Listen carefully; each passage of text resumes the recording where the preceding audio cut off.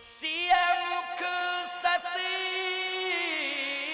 भय नयन चकोरा। तो बोलो राम जी जब सीता जी को देखे तो क्या हो गए? चकोरा। और सीता जी जब राम जी को देखी तो क्या हो गई?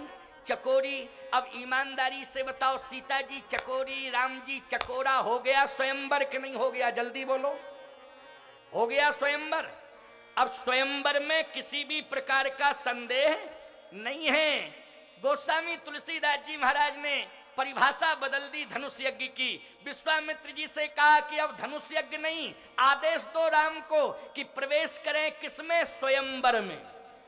धनुष यज्ञ भूमि में नहीं, स्वयंवर में प्रवेश करें। इसलिए सीय स्वयंवर देखिए जाई,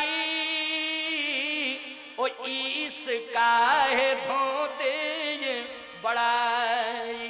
हे राम भद्रजू अब स्वयंवर में प्रवेश करो। स्वयंवर में प्रवेश, भगवान राम ने आज्ञा श्रोधारी की, स्वयंवर में प्रवेश किया।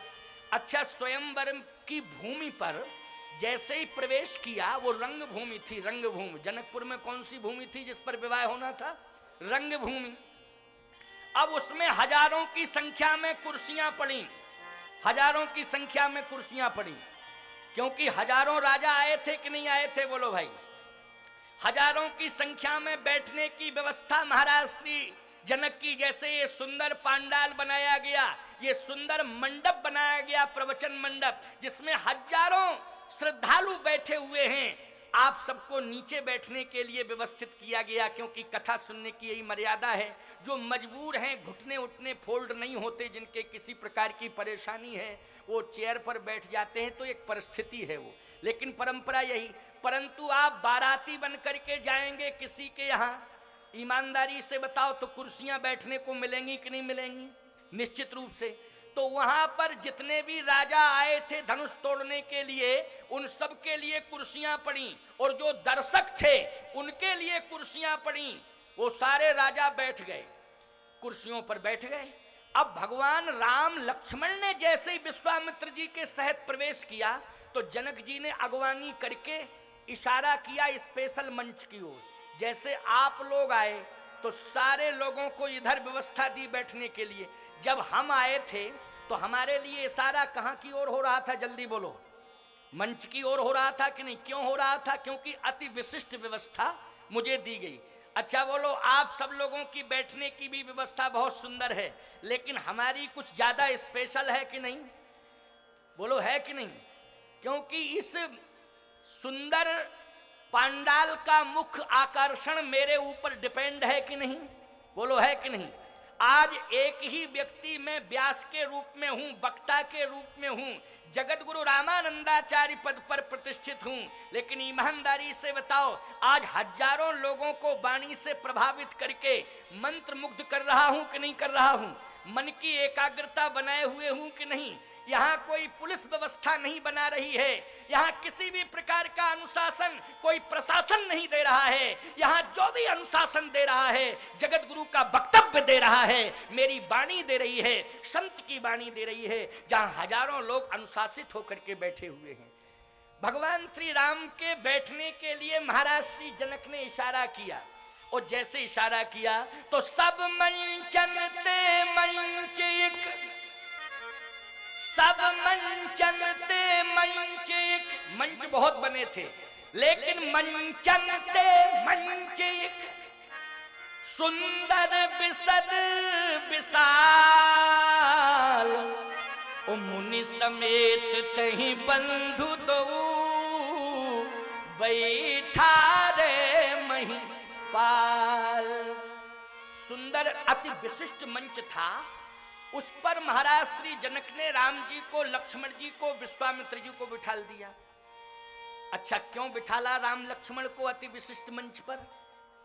तुलसीदास जी बोले, राम लखन दो बंधु बर, दो बंधु बर, ये दोनों बर हैं, इसलिए इनको विशेष आसन पर बिठाला।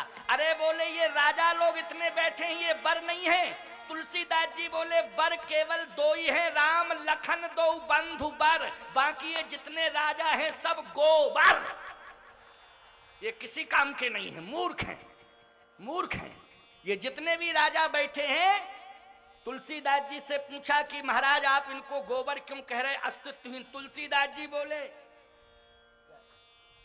तुम बगल में आके बैठ गए हो। हमने कहा कोई बात है क्या, ये हमारे बगल में आके बैठ गया, वहां बैठा था लेकिन यहाँ बैठ गया, तो मैंने कहा कोई बात तो नहीं है, जरा पूछ लूं। लेकिन महात्मा है, चलो कोई बात नहीं, एक महात्मा है, इसलिए महात्मा की बात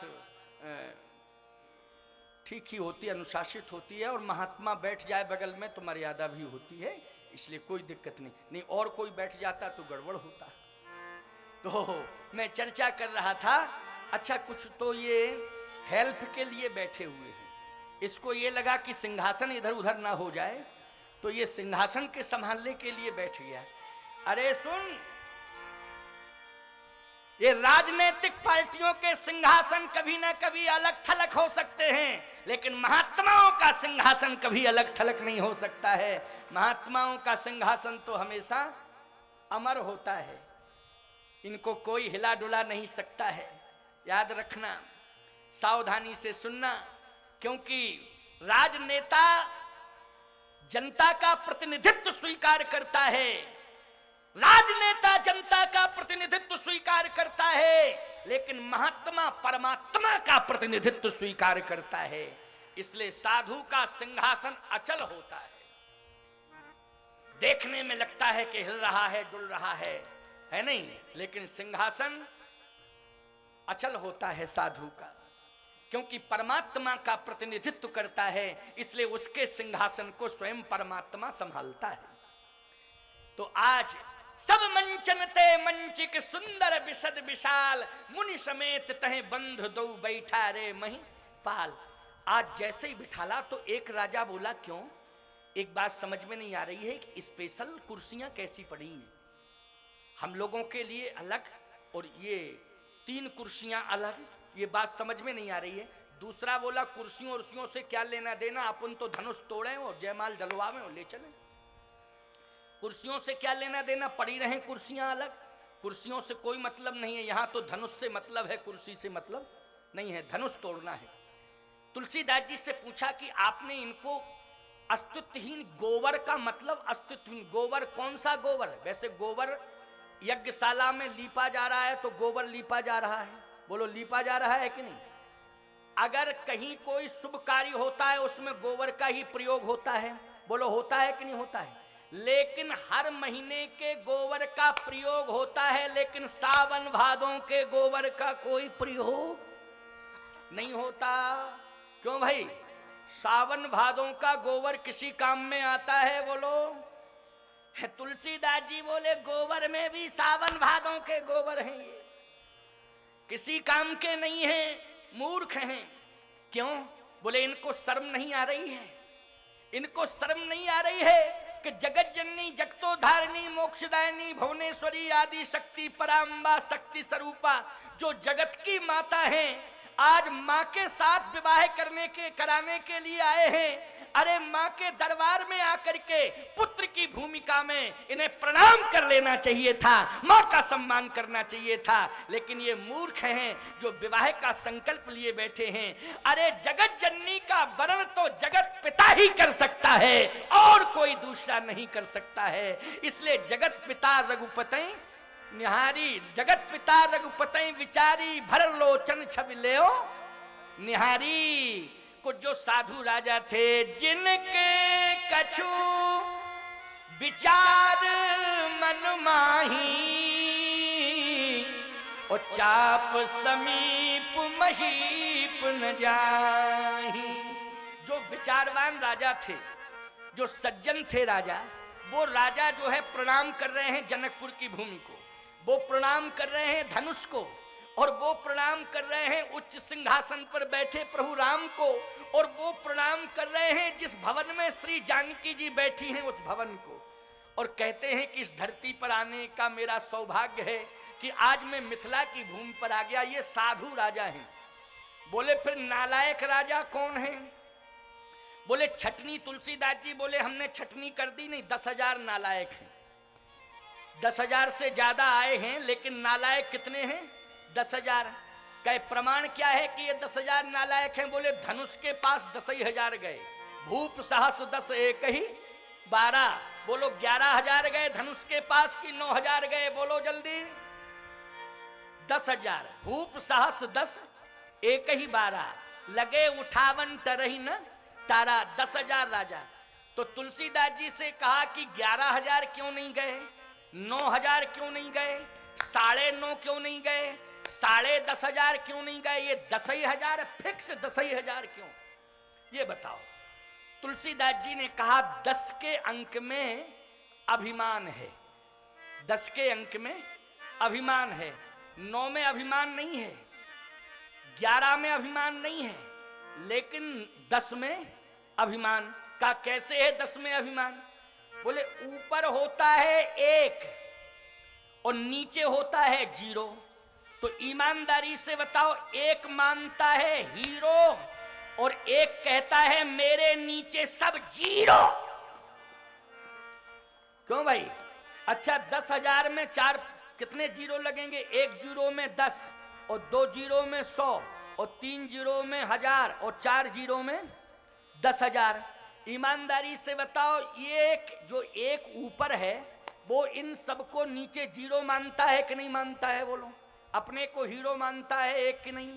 सीधी सी बात यह है, जो अपने को समाज में हीरो माने और 4 लोगों को 0 समझे, समझ लेना उससे बड़ा अहंकारी दुनिया में कोई दूसरा नहीं है। ये अहंकारी की पहचान है।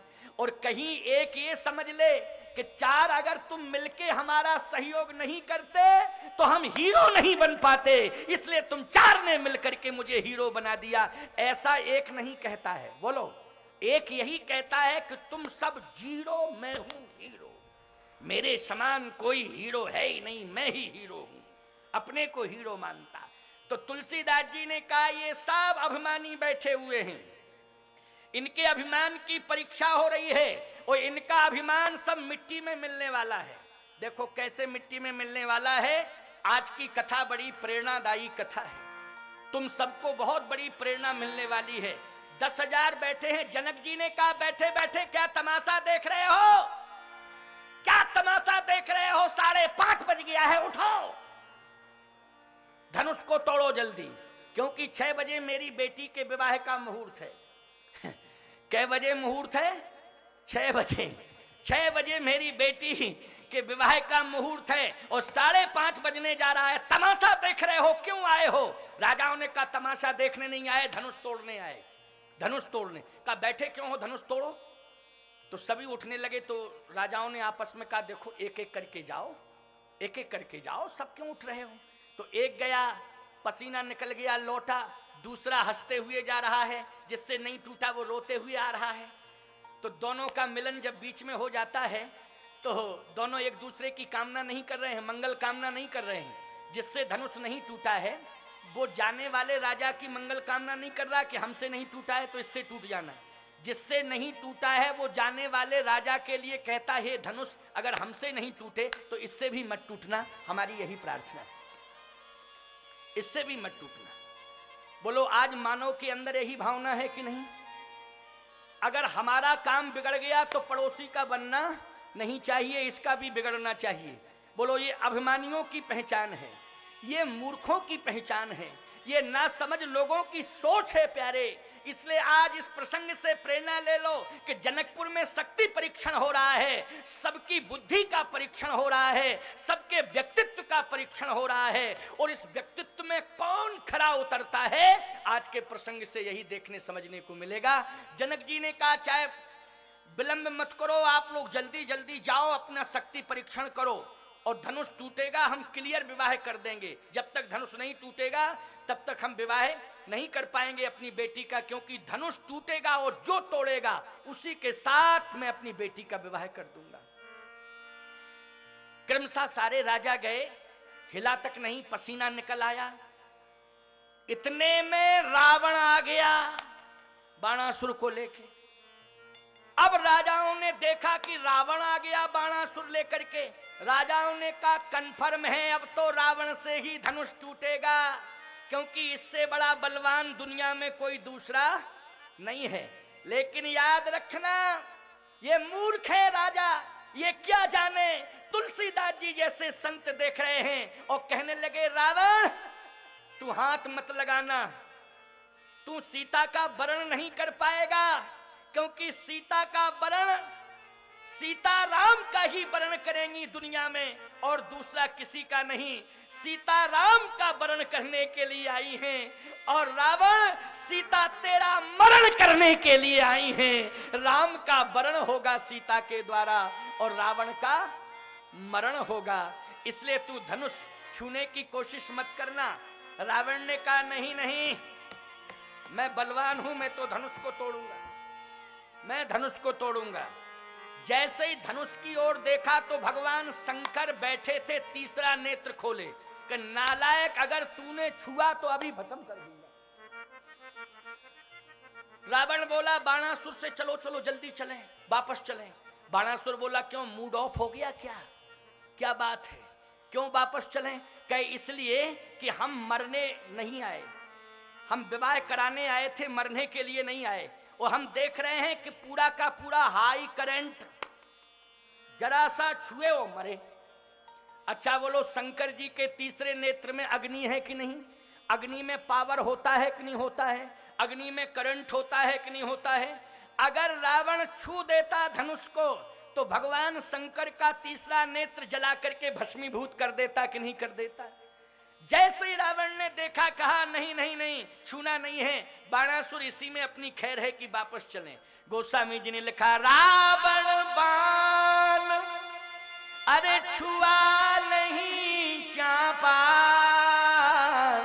ओ हारे सकल भूप करी दापा। जितने भी राजा थे सब हार गए एक एक करके। रावण बाणासुर चला गया। जनक जी ने कहा कि वह सावधान, अब मैं समझ गया कि वीर विहीन मही में जानी। पहले मैं जानता था कि वीर भोग्या वसुंधरा, लेकिन आज मैं समझ गया कि वीर विहीन मही में जानी। पृथ्वी पर वीर नहीं, कायर रहते हैं। अगर कोई बलवान होता तो धनुष को तोड़ देता। राजाओं ने कहा, रुको रुको, अभी हम लोग फुटकर गए, अब महागठबंधन बना के जाएंगे। अभी फुटकर में हमारी हार हुई है, अब हम महागठबंधन बना के जाएंगे और धनुष को चकनाचूर कर देंगे। ये महागठबंधन समझ रहे हो? अरे मूर्खो, देश के विकास में क्यों बाधक बन रहे हो? क्या बाधक बन रहे हो देश के विकास में? जरा देश का विकास होने दो। उदारवादी दृष्टिकोण अपनाओ, संकीर्ण विचारधारा की कोई आवश्यकता नहीं है, उदारवादी बन जाओ। अब समय आ गया है कि देश का विकास होना चाहिए, और समय आ गया है अयोध्या में भव्य राम मंदिर का निर्माण होना चाहिए। इसी में अपने देश का गौरव सुरक्षित रहेगा। बाधा बनने की आवश्यकता नहीं है, बाधा उत्पन्न करने की आवश्यकता नहीं है। थोड़ा उदारवादी बनकर के सामने आओ। भारत का उत्थान होना चाहिए, राष्ट्र का विकास होना चाहिए, और जो समस्याएं उलझी हुई हैं उनका समाधान होना चाहिए। कब तक ये समस्याएं उलझी रहेंगी? कब तक इन समस्याओं से हम जूझते रहेंगे? समय आ चुका है, नजदीक समय आ गया है कि अब समस्याओं से हमें मुक्ति पानी है। इसके लिए मैं आह्वान करता हूं कि सारे के सारे लोग एकजुट होकर के भव्य राम मंदिर का समर्थन करें और देश के विकास का समर्थन करते हुए देश का उत्थान करें। ये मैं आह्वान कर रहा हूं इस मंच से। आइए, जनकपुर की समस्या का समाधान कैसे होने जा रहा है। अब जनकपुर की समस्या का समाधान हम 25 मिनट के अंदर चाहते हैं। और कैसे 25 मिनट के अंदर चाहते हैं, बड़े प्रेम से सुनिएगा। जनक जी ने कहा, जाइए आप लोग। राजा बोले, कहां जाएं? कहता जाऊं आस निज निज ग्रह जाहू, निज निज ग्रह जाहू। अपने अपने घर जाओ।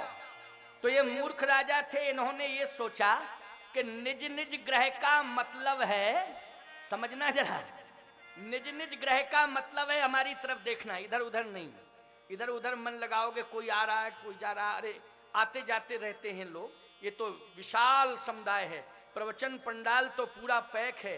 अब लोग आते हैं, उन्हें पीछे आते हैं, जगह नहीं मिलती है तो खड़े खड़े चले जाते हैं। क्या करोगे, पहले आ जावे तो जगह मिल जावे।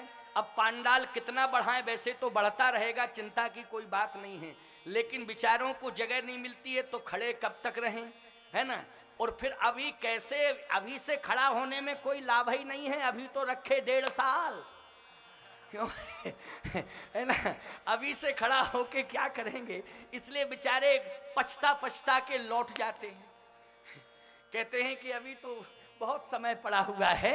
अरे राम कथा में खड़ा नहीं रहना है, राम कथा में तो बैठना है, बैठने की जरूरत है, राम कथा तो बैठ के, लेकिन कोई बात नहीं है, दूर दूर लोग थोड़ा सा वहां पर बिछायत की व्यवस्था नहीं है इसलिए खड़े हैं, तो कोई बात नहीं, उनको खड़ा रहने दो। मेरा आशीर्वाद है, भगवान तुम्हें कल बैठने के लिए व्यवस्था दे देगा, चिंता मत करो, कल बैठने की व्यवस्था देगा, बिल्कुल चिंता मत करो, घबराने की जरूरत नहीं है। यहाँ पर्याप्त व्यवस्था है, यहाँ तो कुंभ लगा हुआ है, यहाँ पर तो बहुत लंबी व्यवस्था की गई है, बराबर व्यवस्थाएं, माताओं की संख्या देखो कितनी बढ़ गई उधर, और पुरुषों की भी कितनी संख्या बढ़ती जा रही है, सबकी व्यवस्था बैठने की होती जा रही है, भगवान की कृपा। और पवन देवता ने भी कृपा कर दी कि नहीं कर दी, जल्दी बोलो।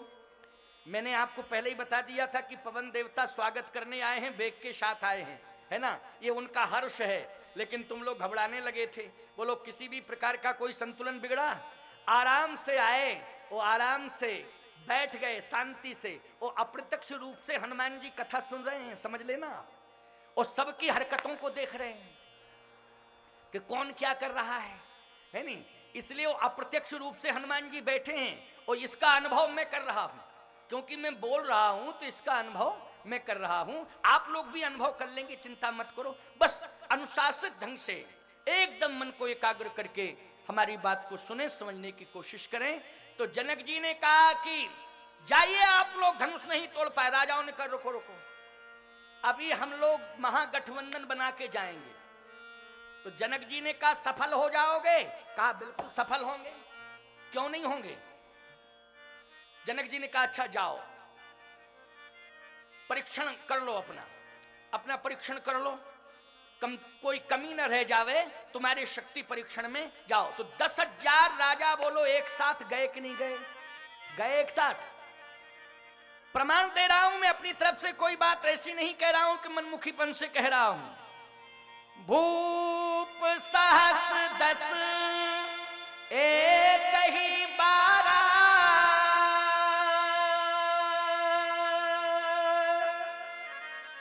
लगे उठा बल तरही न टारा। 10,000 राजा एक साथ लग गए।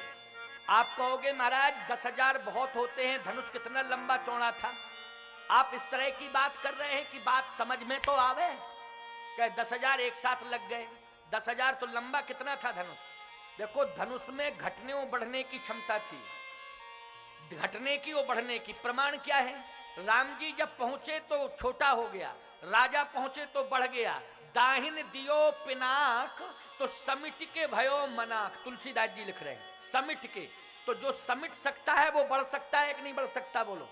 जो छोटा हो सकता है वो बढ़ भी सकता है। तो जैसे ही राजा बढ़ते गए वैसे ही धनुष बढ़ता गया, जैसे ही महागठबंधन बनता गया जनता का आक्रोश बढ़ता गया।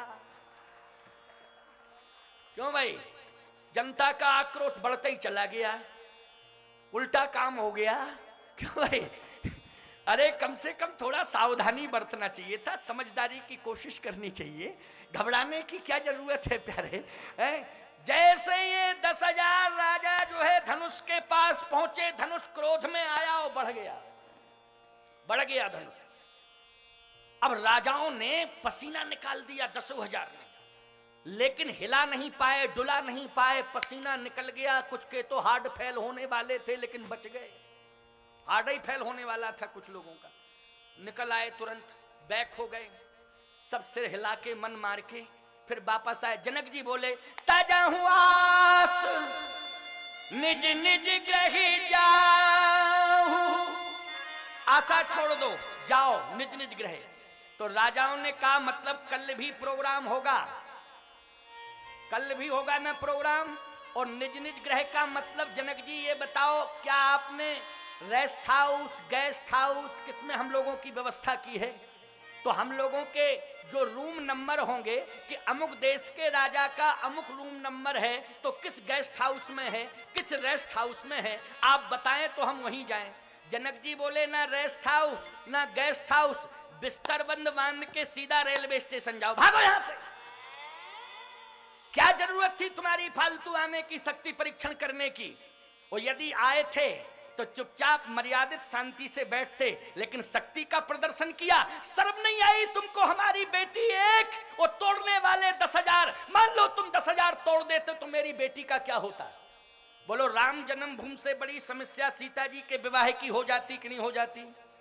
बोलो हो जाती कि नहीं हो जाती? जन्मभूमि की समस्या का तो समाधान भी हो जाता, लेकिन विवाह का क्या समाधान होता? 10,000 तोड़ने वाले और सीता जी एक अकेली, बोलो वो तोड़ने वाले 10,000। जनक जी ने कहा तुम मूर्ख हो, कैसे समाधान होता? विवाह एक ही के साथ होता, लेकिन तोड़ने वाले 10,000। कंफर्म कैसे होता कि किसकी शक्ति से टूटा? क्योंकि फुटकर फुटकर अपनी अपनी शक्ति आजमा चुके, और 10,000 मिलके तोड़ते, मान लो टूट जाता, वो तो धनुष टूटा नहीं, कृपा हुई, हमारे ऊपर कृपा हुई भगवान की। राजाओं ने कहा तुम समझे ही नहीं, अगर टूट जाता तो समाधान हम लोग कर लेते। जनक जी बोले कैसे करते? तो ये मूर्ख राजा बोले जब धनुष टूट जाता तो हम 10,000 आपस में निकालते तलवारें और युद्ध करते, जब सब मर जाते एक आध जिंदा बचता, कोई नहीं, बाद में जो जिंदा बचता उसी के साथ विवाह हो जाता। बोलो है मूर्ख के नहीं है? बोलो बोलो है मूर्ख के नहीं है?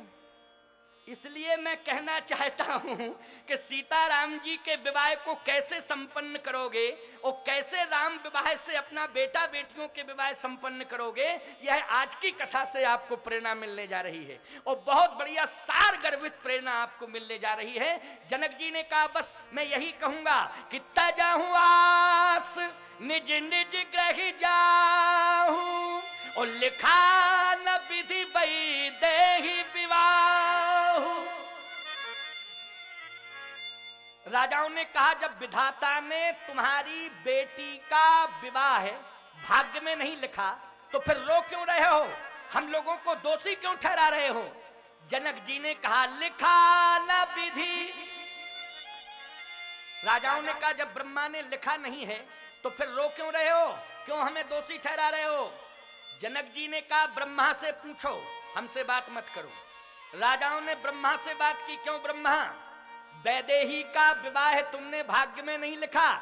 ब्रह्मा बोले तुम्हारे भाग्य में नहीं लिखा, भाग्य में लिखा है तो जहीं बिरंज रच सीए समारी, तह श्यामल बर रचऊ बिचारी। मैंने प्रभु श्री राम के भाग्य में लिखा है। किसके भाग्य में लिखा है? तहीं श्यामल बर रचऊ बिचारी। मैंने लिखा है विवाह, क्यों नहीं लिखा है? लेकिन तुम लोगों के मुकद्दर में नहीं लिखा। तुम मूर्ख हो सब, तुम्हें शरणागति स्वीकार कर लेनी चाहिए, तुम्हें साष्टांग प्रणिपात करना चाहिए। वो तुम्हारी माता हैं, माता समझ करके उनका सम्मान करना चाहिए, लेकिन तुम सब मूर्ख हो। इसलिए जाओ जल्दी। ब्रह्मा जी बोले जाओ, जनक जी बोले जाओ। राजाओं ने कहा हम जा नहीं सकते हैं, अब ये देख रहे हैं कि धनुष तोड़ता कौन। अच्छा कोई धनुष तोड़ देगा तो तुम करोगे क्या? उन राजाओं ने कहा हम 10,000 मिलकर के उसी से युद्ध करेंगे जो धनुष तोड़ेगा। अब बोलो है मूर्ख कि नहीं? मैं आपसे एक बात कहना चाहता हूं, बोलो विडंबना है इस विवाह में कि नहीं है? और कितनी बड़ी चुनौती है। लेकिन मैं आपसे एक ही बात कह रहा हूं, इतनी बड़ी समस्या, लेकिन भगवान राम ने गंभीरता का परिचय दिया कि नहीं दिया? बड़ी की भूमिका में और पिता की भूमिका में जनक जी ने गंभीरता का परिचय दिया कि नहीं दिया? बोलो। और जनकपुर वासी चूंकि कन्या पक्ष के निवासी हैं, उन लोगों ने भी गंभीरता का परिचय दिया कि नहीं दिया? इसलिए मैं कहना चाहता हूं, यदि किसी भी प्रकार की विवाह में कोई समस्या आ रही है तो बेटी का बाप भी गंभीर हो जावे, और जिसका विवाह हो रहा है वो दूल्हा भी गंभीर हो जावे, और जिस नगर में विवाह हो रहा है वहां के नगरवासी भी गंभीर हो जावे। ये प्रेरणा तुम्हें विवाह से मिल रही है। आप कहोगे महाराज सभी गंभीर हो जाएंगे, तो फिर समस्या का समाधान कौन करेगा? जब आप सभी को गंभीर कर रहे हैं तो आखिर गंभीर समस्या का समाधान कौन करेगा? याद रखना, राम जी गंभीर हैं, जनक जी गंभीर हैं, जनकपुरवासी गंभीर हैं और भगवान राम गंभीर हैं, लेकिन राम की समस्या का समाधान, राम के विवाह की समस्या का समाधान परशुराम ने आकर के किया है। प्यारे, परशुराम भगवान हैं। मैं कहना ये चाहता हूं, भगवान ही व्यवस्था बना सकता है, भगवान ही संतुलन बना सकता है, भगवान ही प्रतिकूल परिस्थिति को अनुकूल बना सकता है। अपने ऊपर मत लो, भगवान के ऊपर छोड़ दो। विवाह में किसके ऊपर छोड़ देना चाहिए? भगवान के ऊपर छोड़ देना चाहिए। और याद रखना, उस परिस्थिति में, विषम परिस्थिति में कोई ना कोई भगवान बनकर के प्रकट हो जाता है और समाधान कर देता है। बस विश्वास की जरूरत है। किसकी जरूरत है? विश्वास की जरूरत है। और आज आप देखें, ये राजा कहने लगे कि जो तोड़ेगा हम उसी से युद्ध करेंगे। और जनक, यदि तुमने कहीं मदद की तो हम तुमसे भी युद्ध करेंगे और रक्त रंजित इतिहास करके जाएंगे। इतिहास रक्त रंजित होगा। पूरे संसार में जहां जहां भी सनातन धर्मी रहते हैं, अपना बेटा बेटियों का विवाह सीताराम जी के विवाह की पद्धति से संपन्न करते कि नहीं करते? बोलो। और यदि सीताराम जी के विवाह की ऐसी स्थिति हो जाती, रक्त रंजित इतिहास होता, संघर्ष होता, तो बोलो किंतु परंतु लग जाता कि नहीं लग जाता? और किसी ना किसी प्रकार से एक प्रश्न चिन्ह लग जाता कि नहीं लग जाता? लेकिन प्यारे, आज आप देखें, सावधानी से सुनना, जनक की भूमिका का निर्वाह करना। जो भी कन्या पक्ष के लोग बैठे हों वो जनक की तरह गंभीर बन जाएं, और जो वर पक्ष के लोग बैठे हों अथवा जो नौजवान विवाह की भूमिका में बैठे हों वो श्री राम जी की परंपरा को स्वीकार करते हुए आज की कथा से प्रेरणा प्राप्त कर लें, बहुत बड़ा संबल मिलेगा। और जो माँ की भूमिका में बैठी हैं वो सुनैना जी की गंभीरता से शिक्षा ले लें, सुनैना जी की प्रेरणा ले लें। आज के प्रसंग से कितना बढ़िया संतुलन बनेगा। मात्र 15 मिनट की चर्चा, 15 मिनट में देखो संतुलन कितना बढ़िया बनता है। अब जनक जी महाराज रो रहे हैं।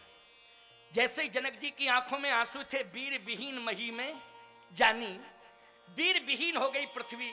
मैं जानता था इस पृथ्वी पर वीर रहते हैं, वीर भोग्या वसुंधरा, लेकिन जनक तू भ्रम में था। पृथ्वी वीर विहीन हो गई। वीर विहीन मही में जानी, अब जन को माखे भटमानी।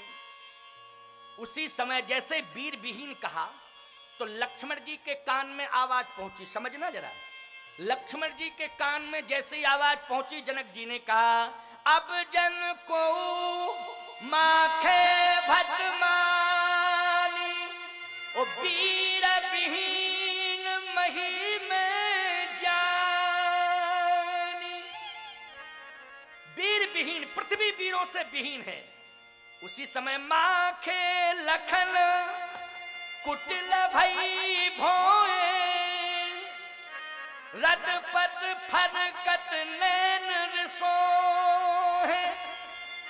लक्ष्मण जी की आंखें लाल हो गई, ओंठ फड़कने लगे, शरीर कांपने लगा। अच्छा भाई, क्रोध आ गया कि नहीं आंखों में? ओंठ फड़कना, आंखें लाल होना, शरीर कपना, बोलो क्रोध है कि नहीं? लक्ष्मण जी कांपने लगे, क्रोध आ गया। लेकिन क्रोध आ गया लेकिन संतुलन नहीं बिगाड़ा। प्रमाण क्या है कि संतुलन नहीं बिगाड़ा? ओंठ फड़फड़ा रहे हैं, आंखें लाल हैं, ओंठ फड़फड़ा रहे हैं, शरीर कांप रहा है, लेकिन लक्ष्मण जी बोल नहीं रहे हैं। क्यों नहीं बोल रहे? मर्यादा है। क्या बोलना नहीं जानते हैं? देश के नौजवानों, लक्ष्मण के जीवन चरित्र से शिक्षा लो। क्या लक्ष्मण बोलना नहीं जानते हैं? लक्ष्मण बोलना जानते हैं, लेकिन क्यों नहीं बोल रहे? मर्यादा है। कहीं न सकत रघुवीर डर, लगे बचन जनुबान। बड़े भैया राम बगल में बैठे, हम बिना आज्ञा के कैसे बोलें? बोलो, बड़े का सम्मान है कि नहीं? आज नौजवानों को मैं चैलेंज देना चाहता हूं और प्रेरणा भी देना चाहता हूं कि लक्ष्मण के जीवन चरित्र से तुम शिक्षा ले लो। यदि समाज में बड़े लोग बैठे हों तो छोटों को बिना आज्ञा के बोलना नहीं चाहिए, ये धर्म कहता है।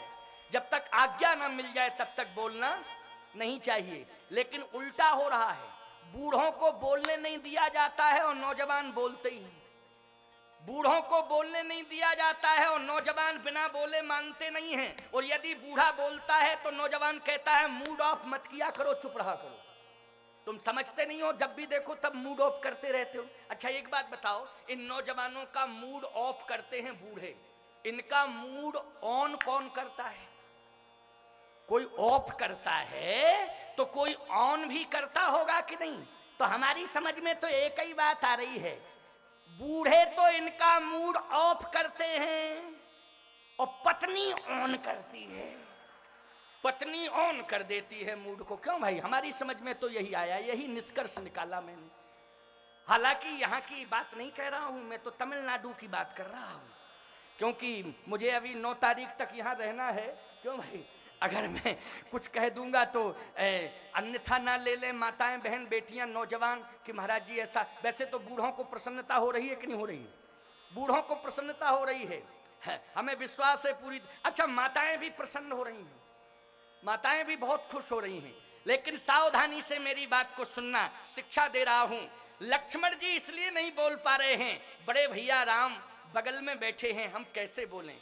हम देश के नौजवानों से कहते हैं कि तुम बूढ़े माँ बाप के प्रति अनर्गल प्रलाप क्यों करते हो, अपने से बड़ों के लिए अनर्गल प्रलाप क्यों करते हो? तो नौजवान कहता है महाराज जी हमारा दोष नहीं है। फिर बोले हमारी जवानी का दोष है। ये हमारा दोष नहीं है महाराज जी, हमारी नौजवानी का दोष है। लेकिन देश के नौजवानों, यदि बूढ़े माँ बाप का अपमान करना, पड़ोसियों को गाली देना, अपने से बड़ों का अपमान करना, यदि इसी का नाम नौजवानी होता तो परमात्मा बचपन से बुढ़ापा दे देता, कभी किसी को नौजवान नहीं बनाता। नौजवानी का यह अर्थ नहीं है कि हम अपने से बड़ों का अपमान करें। नौजवानी का यही अर्थ है कि हम अनुशासित रहें। बोलो लक्ष्मण जी की नौजवानी अनुशासित है कि नहीं इस प्रसंग में? क्योंकि कहीं न सकत रघुवीर डर लगे बचन जनुबान, बोल नहीं पा रहे हैं। बड़े भैया बैठे हैं बगल में, इसलिए जब तक वो आज्ञा नहीं दे देंगे तब तक नहीं बोलेंगे। भगवान श्री राम भी कौतुकी हैं। भगवान राम ने धीरे से कहा लक्ष्मण 2 मिनट का मौका दे रहा हूं, क्योंकि ज्यादा समय नहीं है। 2 मिनट का मौका दे रहा हूं, अगर तेरा मन है बोलने का तो बोल ले। मन है तेरा? का सरकार आपकी आज्ञा मिल गई, मन है। अच्छा मन है तो बोल ले। अब लक्ष्मण जी खड़े हुए और एकदम बोलना, देखो नौजवान बोल रहा है क्या? रघुवंशन महा। अब क्या बतावें, बार बार रघुवंशियों का ही नाम आ जाता है। हमारी क्या गलती है बोलो? तुलसीदास जी से शिकायत करो, वहां एप्लीकेशन लगाओ, एक तुलसीदास जी के यहाँ एप्लीकेशन लगाओ कि ये बार बार रघुवंशी रघुवंशी रघुवंशी। जब अब हमारा क्या दोष है भाई? ये चौपाई में जब लिखा है तो मैं क्या करूं? बोलो भाई चौपाई का संकेत है, मैं तो नाम नहीं ले रहा था, लेकिन जबरदस्ती नाम आ ही गया चौपाई में। लक्ष्मण जी बोले तो क्या बोले? रघुवंशन महा, अरे जही को होई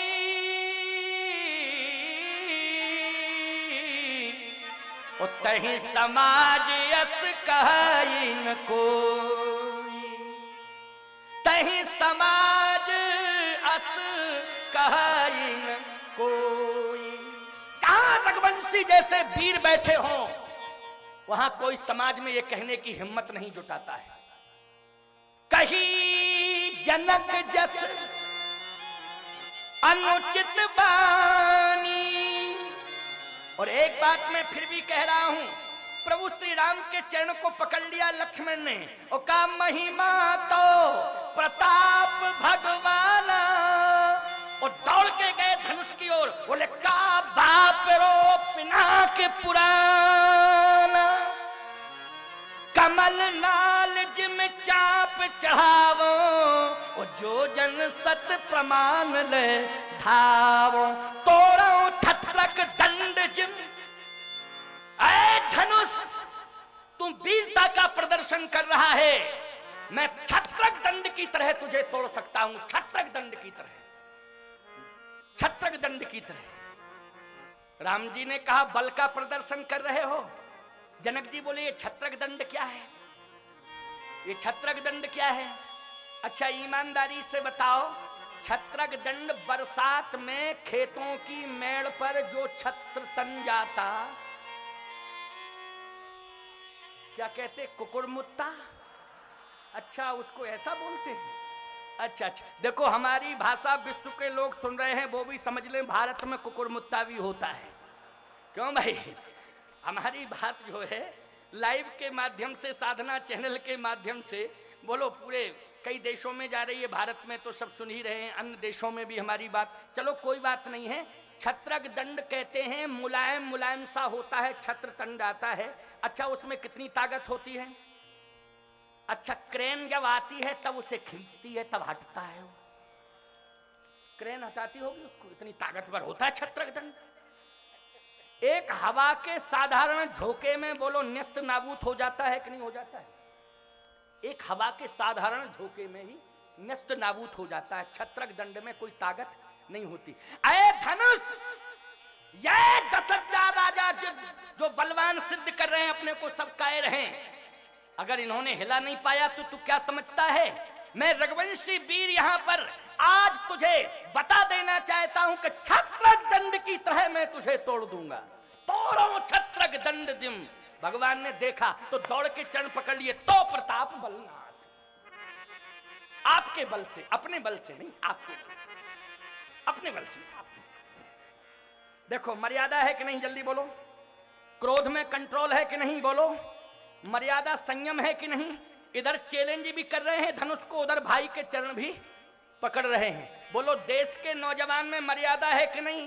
भारत के नौजवानों, आज पूरे विश्व को तुम बता दो कि हमारे अंदर शक्ति भी है, लेकिन शक्ति सील के नियंत्रण में है, अपने से बड़ों के नियंत्रण में है। बड़े लोग जब भी आदेश देंगे, ये जवान का सिर उनके चरणों में झुक जाएगा, उनकी आज्ञा का पालन करेगा। ये लक्ष्मण जी ने बता दिया। भगवान राम ने कहा लक्ष्मण अब तुम शांत होके बैठ जाओ, बैठो बैठो बैठो शांत होके। जनक जी ने अपने आंसुओं को रोक नहीं पाया। जैसे ही रोक नहीं पाया तो विश्वामित्र जी ने जनक जी की वेदना को देखा। अच्छा जैसे ही देखा तो तुरंत श्री राम जी से कहा राम भद्रजू। राम जी ने गुरु जी को देखा, लक्ष्मण को शांत बिठाल दिया, और जैसे ही देखा राम जी ने गुरु जी को, तो गुरु जी ने इशारा किया, उठा हूं राम, हे राम उठो। राजा लोग बोले कैसा नाटक हो रहा है, बड़ा वाला खड़ा होता छोटा बैठ जाता, जब छोटा बैठ जाता तो बड़ा खड़ा हो जाता। देखो देखो देखो ये तमाशा देखो क्या हो रहा है।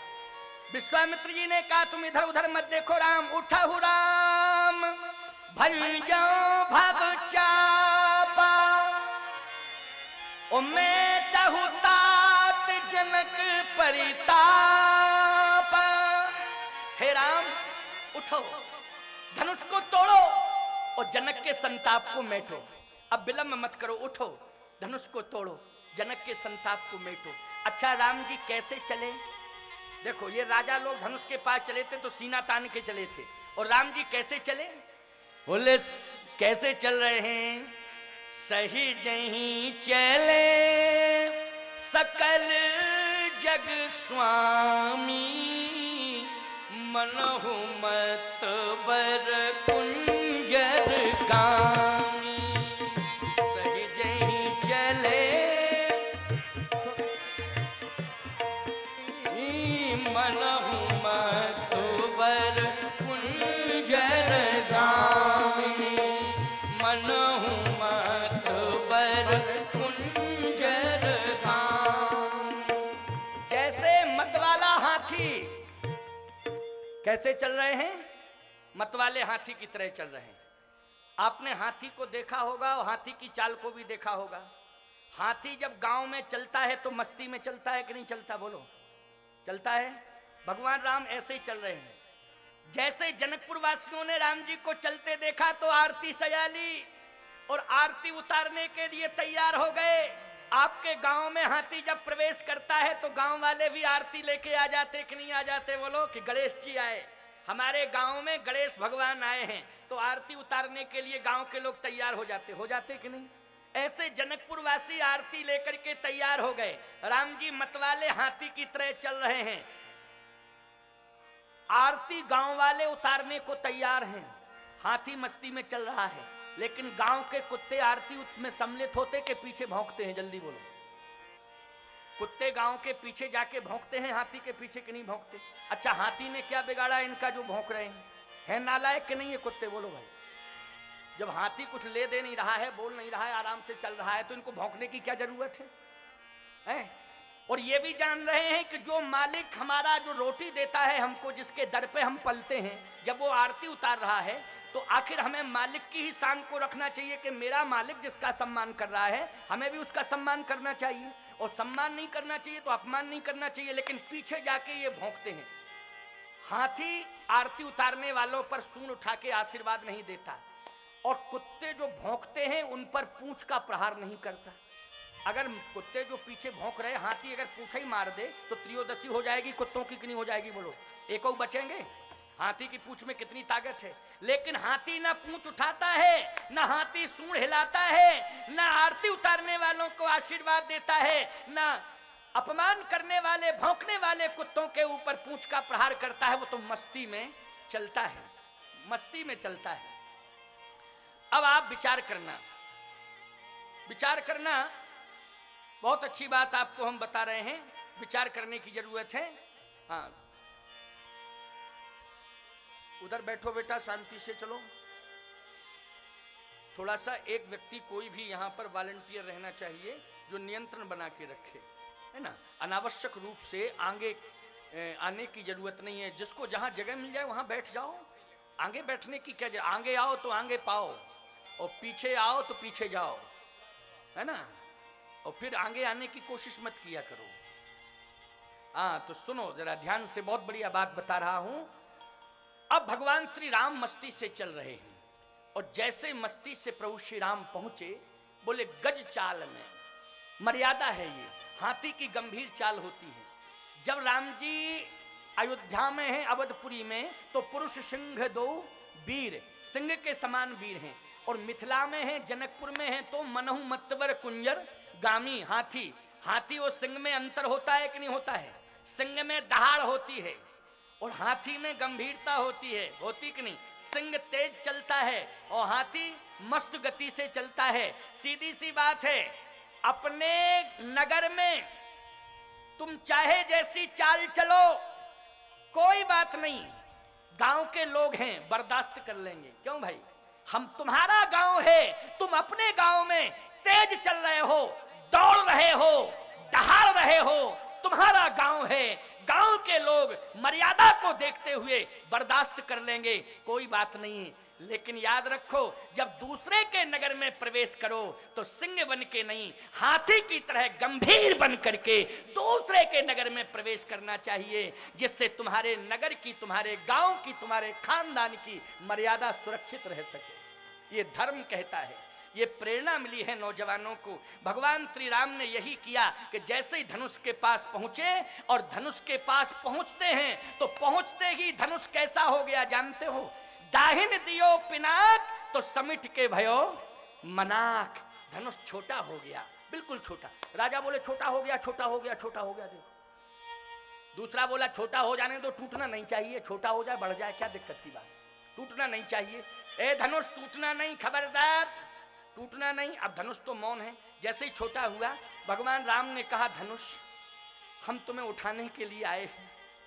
धनुष बोला प्रभु स्वागत है आपका, उठा लो, उठा लो, मैं आपके हाथों से उठूंगा तो मैं धन्य हो जाऊंगा। भगवान ने कहा लेकिन उठाऊंगा ही नहीं, तुझे खींचूंगा। कहे सरकार आपके हाथों में हूं, आप चाहे जो कुछ करें, और खींच के मैं तुझे तोड़ दूंगा। वैसे मैं किसी को अपने हाथों में ले लेता हूं तो तोड़ता नहीं हूं। क्यों भाई? भगवान जिसको हाथों में ले लें तो तोड़ते हैं, उसे हृदय से लगाते हैं, हृदय से लगाते हैं। लेकिन मैं उठाऊंगा और तुझे खींचूंगा और तुझे तोड़ूंगा। लेकिन एक वचन दे रहा हूं कि मैं तुझे अब तोड़ूंगा तो बैकुंठ भेज दूंगा।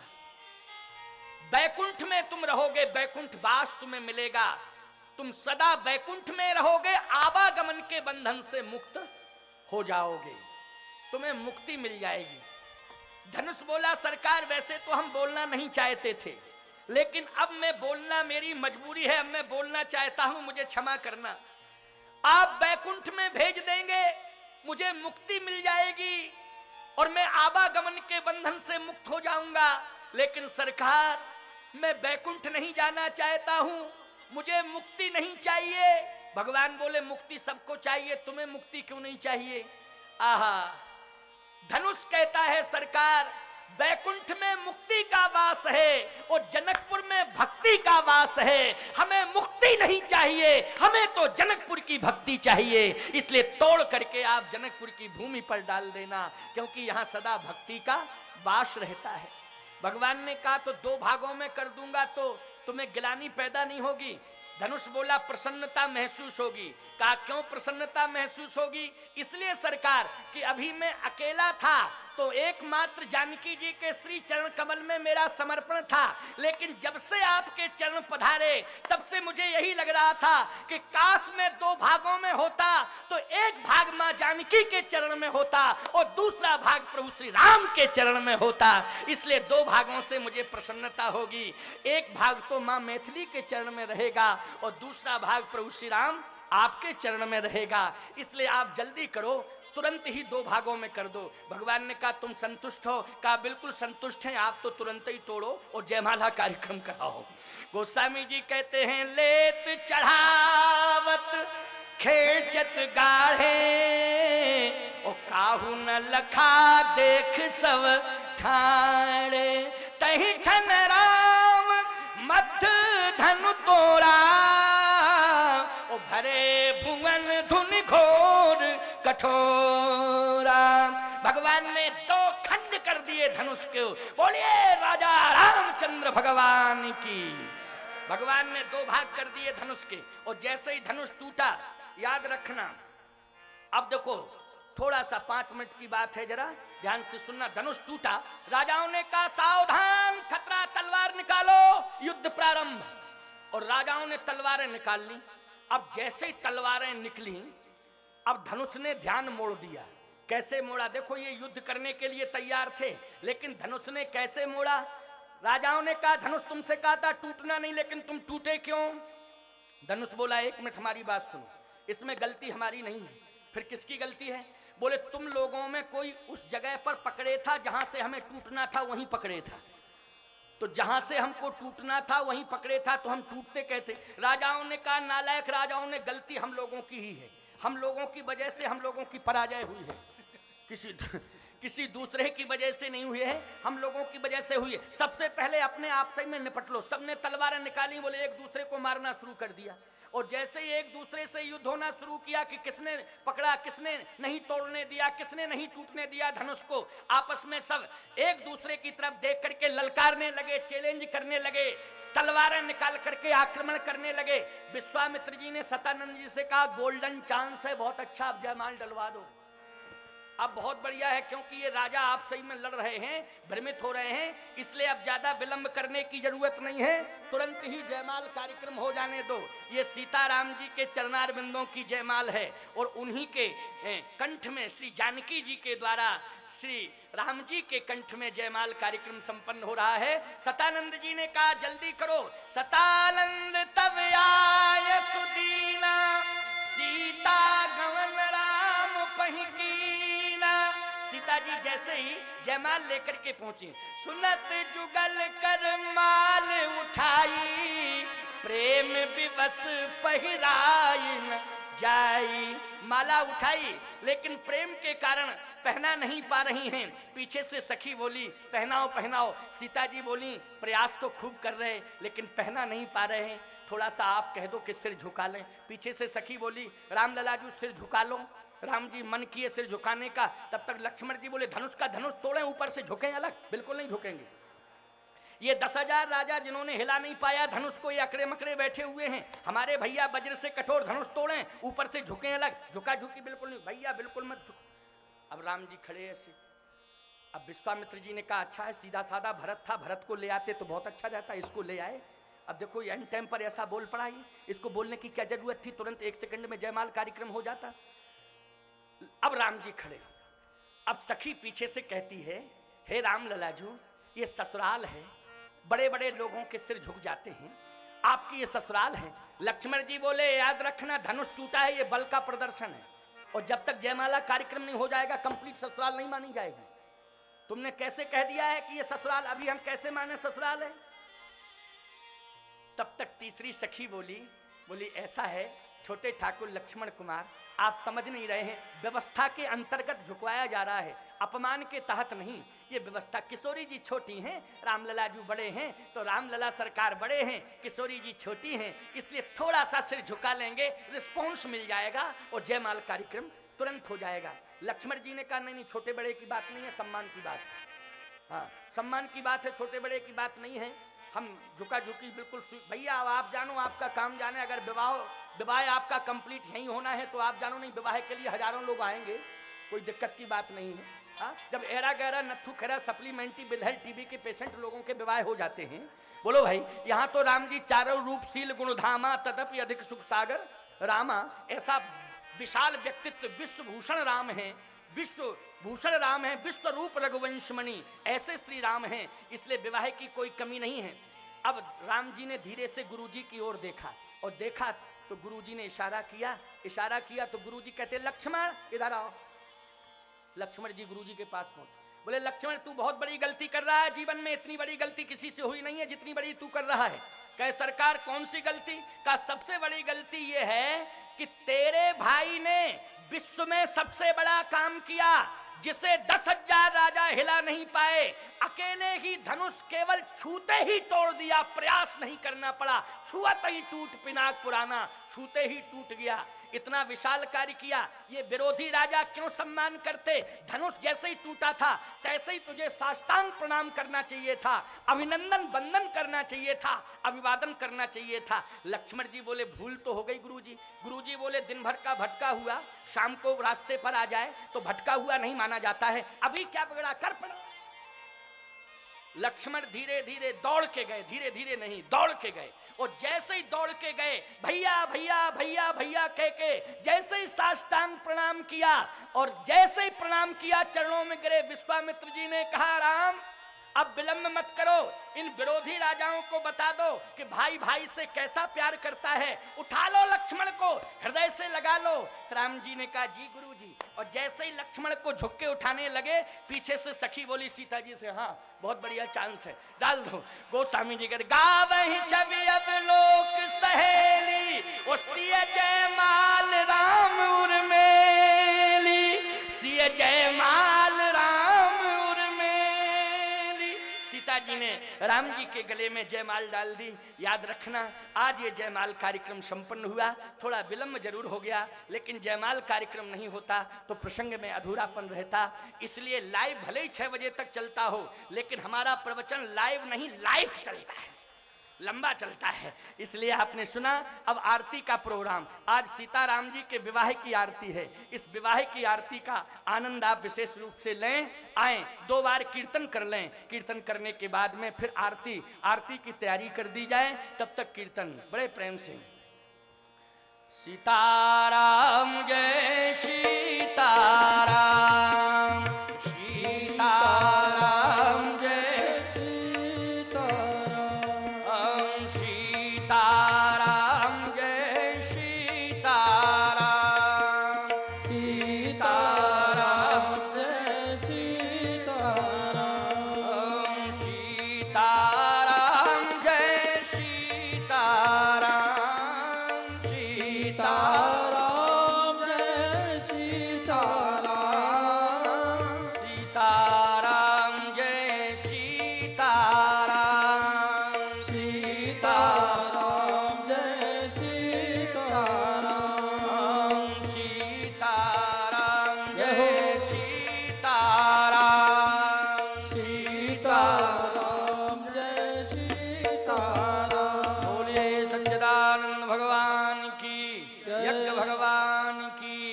हर महादेव, जय जय सीताराम।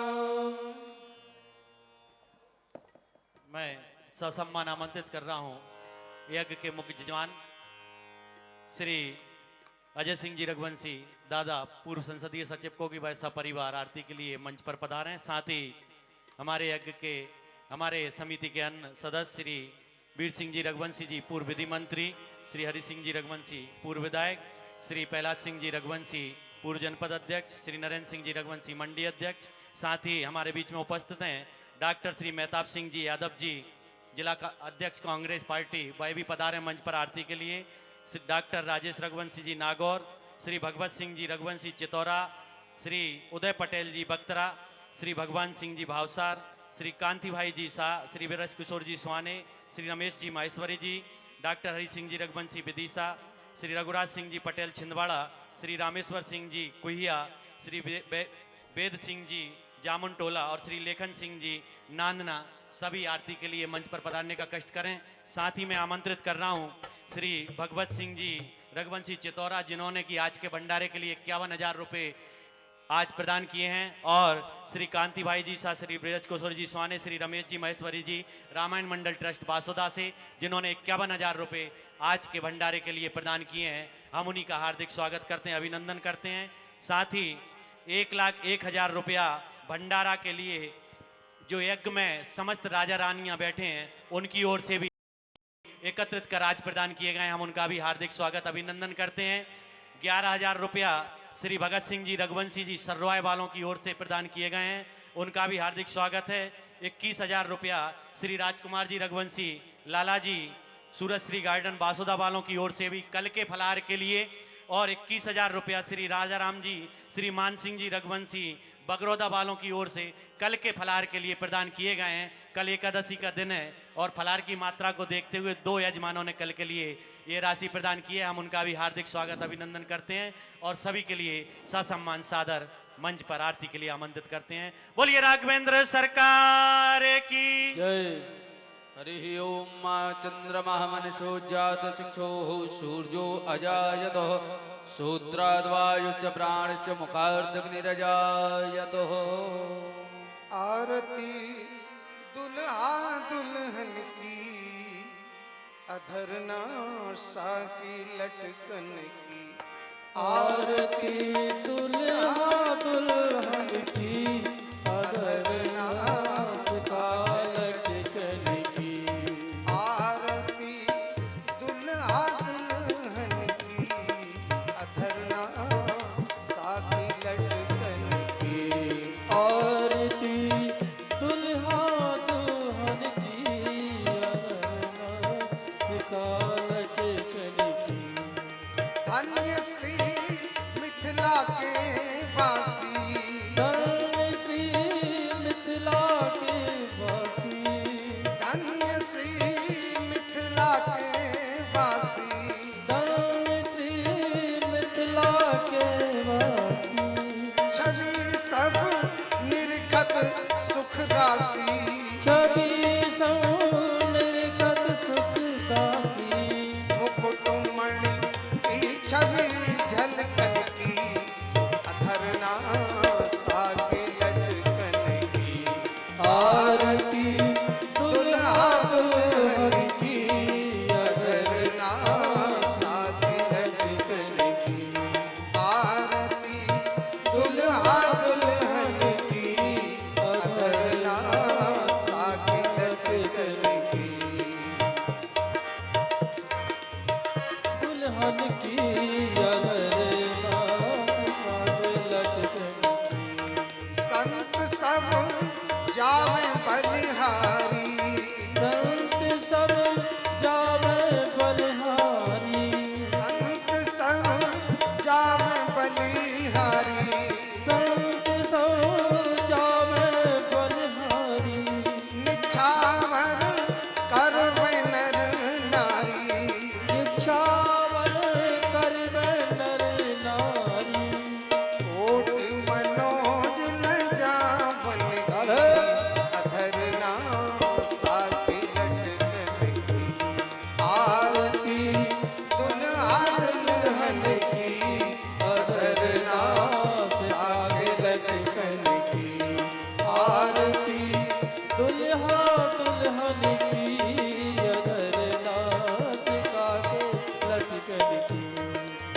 गगन से सुमन बहुत बरसे, गगन से सुमन बहुत बरसे, गगन से सुमन बहुत बरसे, गगन से सुमन बहुत बरसे, देवता दर्शन को तरसे, देवता दर्शन को तरसे, देवता दर्शन को तरसे, देवता दर्शन को तरसे, बिसरी सुध बुध तन मन की जो धरना साकी लटकन की, आरती दुल्हा दुल्हन की, अधरना सिरा के लटकन की, आरती दुल्हा दुल्हन की, अधरना सिरा के लटकन की, आरती दुल्हा दुल्हन की, अधरना सिरा के लटकन की। हरिः ओं मा देवः शान्तिरन्तरिक्षगुं शान्तिः पृथिवी शान्तिरापः शान्तिः रोखधयः शान्तिः वनस्पतयः शान्तिर्विश्वे देवाः शान्तिः ब्रह्म शान्तिः सर्वगुं शान्तिः शान्तिरेव शान्तिः श्यामा शान्तिरेधिः जलेन शीतलिः करणं पुष्पै देवाभिवन्दनम् हरिः ओम्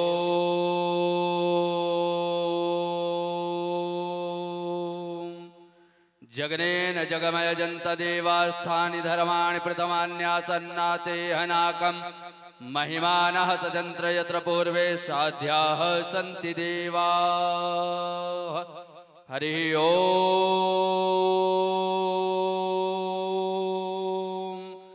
एकदन्ताय विद्महे वक्रतुण्डाय धीमहि तन्नो